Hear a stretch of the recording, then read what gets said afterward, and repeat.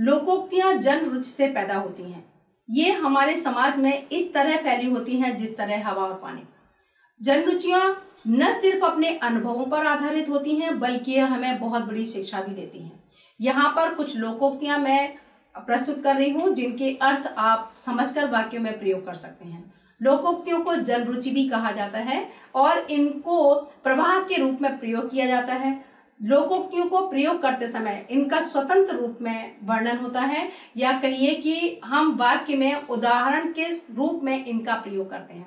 आप अगर हिंदी साहित्य से परिचित होंगे तो हर जगह आप ऐसे मुहावरों को खास तौर से देखेंगे जो लोकोक्तियों के रूप में ही प्रचलित हो गए हैं।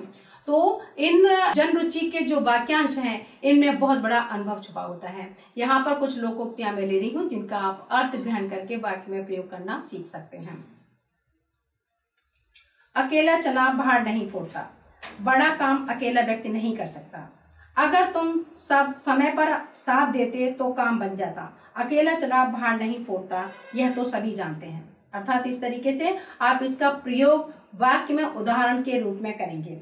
एक और ले लेती हूँ, ऊंची दुकान फीका पकवान, जिसका मतलब है बाह्य प्रदर्शन पर ध्यान देना। तुम्हारी दुकान की शोभा और सज्जा तो देखते ही बनती है परंतु सामान अच्छा नहीं है, मित्र इसे ही कहते हैं ऊंची दुकान फीका पकवान। एक हाथ से ताली नहीं बजती, एक तरफा काम नहीं होता, ऐसी तो लड़ाई नहीं हो सकती, उसने भी छेड़ा होगा कभी एक हाथ से ताली बजी है। यानी कि इसका आपने देखा होगा कि मुहावरों का प्रयोग करते समय हम उस वाक्यांश के रूप में प्रयोग करते हैं, वाक्य के बीच में लेकर आते हैं, तभी उसमें चमत्कार पैदा होता है। जबकि लोकोक्तियों का प्रयोग करते समय हम उसे एक स्वतंत्र वाक्य के रूप में प्रयोग करते हैं। एक दो उदाहरण कुछ और ले लेते हैं। एक म्यान में दो तलवारें नहीं समाती, यानी एक स्थान पर दो अधिकारी नहीं रह सकते। गुलशन और राहुल में तो रात दिन संघर्ष होता है क्योंकि उनका साझे का काम है। किसी ने सच ही कहा है कि एक म्यान में दो तलवारें नहीं समा सकते। एक मछली सारे तालाब को गंदा करती है, एक गलत काम सबको कलंकित करता है। कुपुत्र सारे परिवार को लो डूबता है, किसी ने सच ही कहा है कि एक मछली सारे तालाब को गंदा करती है। खग जाने खग ही की भाषा, ये काव्यांश तुलसीदास जी की रचित रामचरितमानस से ही लिया गया है। इसका अर्थ है एक जैसे व्यक्ति ही दूसरे को ठीक समझते हैं। अगर बदमाश से कुछ उगलवाना है तो पुलिस ही उगलवा सकती है क्योंकि खग जाने खग ही की भाषा। गिरगिट सा रंग बदलना, यानी काम निकलते ही बदल जाना। पहले वह कांग्रेस में था, अब लोक दल में। उस नेता का क्या भरोसा, वह तो गिरगिट की तरह रंग बदलता है। जाके पांव न फटे बिवाई, सो का जाने पीर पराई। जिसने दुख न झेला हो वह दूसरे को दुख को नहीं समझता।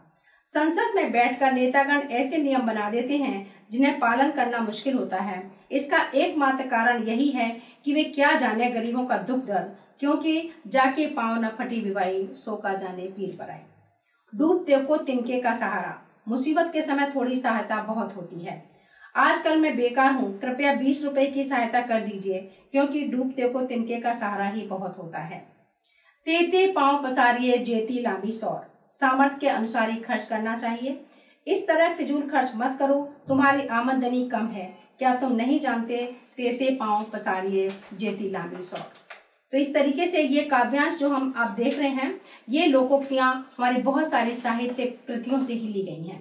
कुछ और थोड़ी सी लोकोक्तियां मैं आपके सामने रख रही हूँ।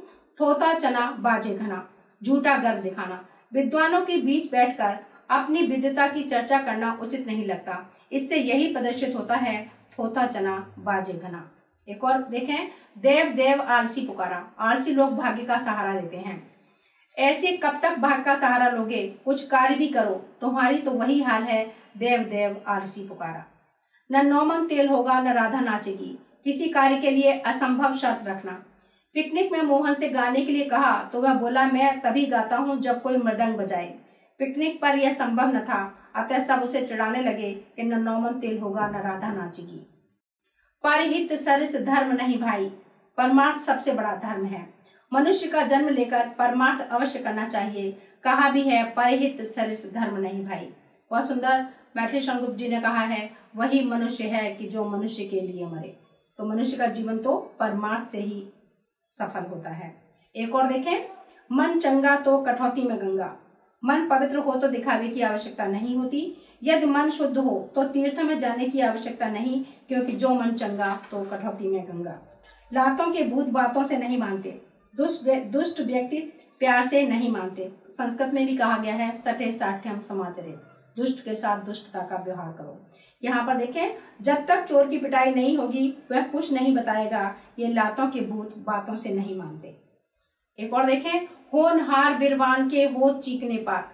योगी व्यक्ति के लक्षण बचपन से ही पहचाने जा सकते हैं। रविन्द्रनाथ टैगोर बचपन से ही कविताएं लिखने लगे थे। ठीक ही कहा गया है कि होनहार विरवान के होत चीकने पात।